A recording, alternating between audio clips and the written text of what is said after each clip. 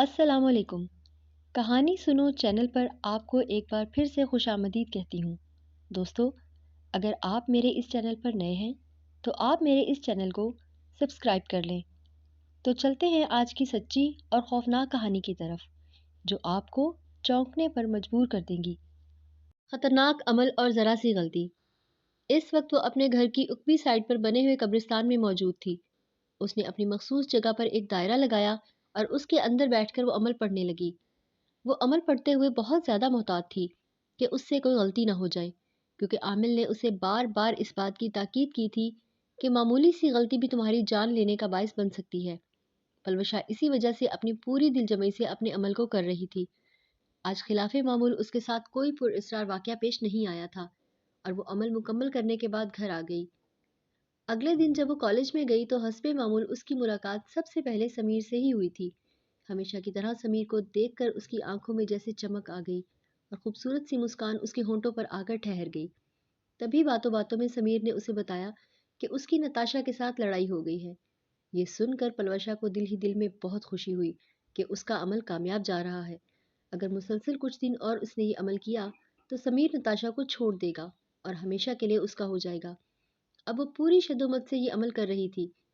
نتاشا سمیر کو پسند کرتی تھی اور اس سے شادی کرنا چاہتی تھی، جبکہ سمیر پلوشا کو صرف اپنی دوست سمجھتا تھا اور وہ نتاشا کو پسند کرنے لگا تھا۔ یہ سب لوگ ایک ہی یونیورسٹی میں پڑھتے تھے۔ جب پلوشا نے دیکھا کہ سمیر کسی بھی طرح سے اس کی بات سمجھنے پر تیار نہیں ہے تو وہ بہت زیادہ دکھی ہو گئی۔ اس کا کھانا پینا ہنسنا بولنا سب روٹھ گیا۔ اسے لگنے لگا کہ زندگی کا مقصد ہی ختم ہو گیا ہے۔ اس نے پورے دل سے سمیر کے ساتھ محبت کی تھی۔ سمیر کے علاوہ کوئی بھی اس کے دل میں جگہ بنانے میں کامیاب نہیں ہوا تھا۔ تبھی ایک دن اس کی ملازمہ نے اسے روتے ہوئے دیکھا تو اس سے رونے کا سبب پوچھا۔ پلوشا نے اپنے دل کی بات اس کے سامنے کھول کر رکھ دی تو ملازمہ کہنے لگی کہ اس میں گھبرانے اور پریشان ہونے کی کیا بات ہے؟ آپ کو میں ایک ایسے عامل کے پاس لے کر جاؤں گی جو منٹوں میں آپ کا یہ مسئلہ حل کر دیں گے۔ ان کا تو یہی دعویٰ ہے کہ وہ چند دنوں میں محبوب کو قدموں میں لا کر بٹھا دیتے ہیں۔ یہ سن کر پلوشا کے چہرے پر رونق آ گئی۔ کہنے لگی، کیا تم سچ کہہ رہی ہو؟ کیا ایسا ہو سکتا ہے؟ ملازمہ نے تائید میں سر ہلایا اور پھر پلوشا ملازمہ کے ساتھ ہی اس عامل کے آستانے پر گئی تھی۔ یہاں پر ہر طرح کے لوگ موجود تھے۔ زیادہ تر لوگ گندے سندے حلیے میں ملبوس تھے۔ ان کو دیکھ کر پلوشا کا دل خراب ہو رہا تھا، مگر اپنے مقصد کو پورا کیے بغیر وہ یہاں سے واپس بھی نہیں جا سکتی تھی۔ جب اس نے عامل کو اپنا سارا مسئلہ بتایا تو عامل نے کہا کہ اس چیز کے لیے ایک موٹی رقم ادا کرنی ہوگی اور یہ عمل بھی تمہیں خود کرنا ہوگا۔ یاد رکھو، یہ عمل بہت زیادہ مشکل ہے۔ ذرا سی غلطی سے تمہاری جان بھی جا سکتی ہے۔ پلوشا تو ہر مشکل سے گزرنے کے لیے تیار تھی۔ اس نے فوراً سے حامی بھر لی اور عامل کی مطلوبہ رقم اس کے حوالے کر دی، اور پھر عامل نے اسے ایک عمل بتایا اور اسے تاکید کی کہ عمل رات کے وقت قبرستان میں بیٹھ کر کرنا ہے اور عمل کا ایک ہی وقت مخصوص کرنا ہے۔ اب پلوشا یہ سوچ کر پریشان ہو رہی تھی کہ وہ رات کو گھر سے باہر کیسے نکل سکتی ہے۔ اس کے ذہن میں ایک آئیڈیا آیا۔ اس نے گارڈ کو پیسے دے کر خرید لیا اور روزانہ رات کو سب کے سونے کے بعد وہ گھر کی پچھلی سائڈ پر بنے ہوئے قبرستان میں آ جاتی تھی اور اپنا عمل مکمل کر کے واپس گھر آ جاتی۔ پہلے تو 3 دن تو اسے کئی طرح کی خوفناک چیزوں نے ڈرایا دھمکایا تھا اور وہ خوفزدہ بھی ہو گئی تھی، مگر وہ مستقل مزاج تھی اور اپنے عمل کو درمیان میں نہیں چھوڑ سکتی تھی، اور وہ تو ہر حال میں سمیر کو حاصل کرنا چاہتی تھی۔ اسے سمیر کے بغیر رہنا اس کے لیے ممکن نہیں تھا، تبھی تو وہ اس قدر خطرناک کام کو کرنے پر تیار ہو گئی تھی۔ دوسری طرف سمیر ان سب چیزوں سے انجان تھا۔ وہ پلوشا کو صرف دوست سمجھتا تھا۔ آج رات کو پلوشا عمل کرنے کے لیے گھر سے نکلی تبھی اسے ایسے محسوس ہو رہا تھا جیسے اس کے پیچھے کوئی چل رہا ہو۔ وہ بار بار پلٹ کر دیکھتی مگر پیچھے کوئی بھی نہیں تھا۔ اب وہ سمجھ گئی کہ یہ کوئی نادیدہ چیز ہے جو اس کے عمل میں رکاوٹ ڈالنا چاہتی ہے۔ اس نے ان آوازوں کو نظر انداز کیا اور قبرستان میں جا کر اپنی مطلوبہ جگہ پر بیٹھ کر دائرہ بنا کر عمل کرنے لگی۔ تھوڑی ہی دیر گزری تھی جب شدید طوفان اور بارش کی گرج چمک کی آواز سن کر اس کی آنکھیں کھل گئیں۔ قبرستان میں شدید طوفان آیا ہوا تھا۔ آسمان پر بجلی کی گرج چمک بھی بہت واضح تھی۔ پلوشا کو اس موسم سے بہت ڈر لگتا تھا۔ اس نے خوف سے اپنی آنکھیں میچ لیں اور اس عمل کو جلدی جلدی پڑھنے لگی۔ تھوڑی دیر کے بعد طوفان میں شدت آ گئی تھی۔ اسے ٹھنڈی ہوا کے تھپیڑے اپنے چہرے پر واضح طور پر محسوس ہو رہے تھے۔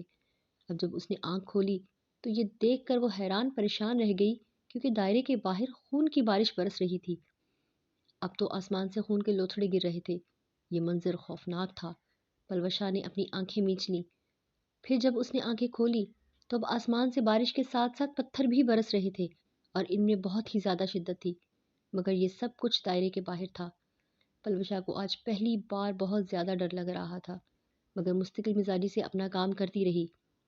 جب وہ عمل مکمل کر کے وہاں سے اٹھی تو یہ دیکھ کر حیران رہ گئی کہ باہر بارش کا پتھروں کا نام و نشان مٹ چکا تھا اور ہر چیز اپنے معمول پر آ گئی تھی۔ پلوشا سمجھ گئی تھی کہ یہ سب نظر کا دھوکا تھا۔ اس کا عمل بتدریج کامیابی کے مراحل طے کر رہا تھا۔ اس دن اس کے عمل کا 16واں دن تھا اور محض 3 دن کے بعد اس کا عمل مکمل ہو جانا تھا۔ آج فضا میں عجیب سا حبس پھیلا ہوا تھا اور ہر سو گہری چپ خاموشی چھائی ہوئی تھی۔ پلوشا کو یہ خاموشی کسی طوفان کا پیش خیمہ معلوم ہو رہی تھی۔ وہ اپنی مخصوص جگہ پر آ کر بیٹھ گئی۔ اسے عمل کرتے ہوئے تھوڑی دیر گزری تھی جب عجیب و غریب آواز سن کر اس کی آنکھیں کھل گئیں۔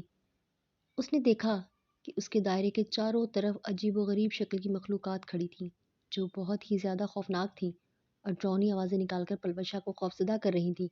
یہ دیکھ کر پلوشا نے اپنی آنکھیں خوف سے بند کر لیں اور جلدی جلدی سے اپنا عمل پڑھنے لگی۔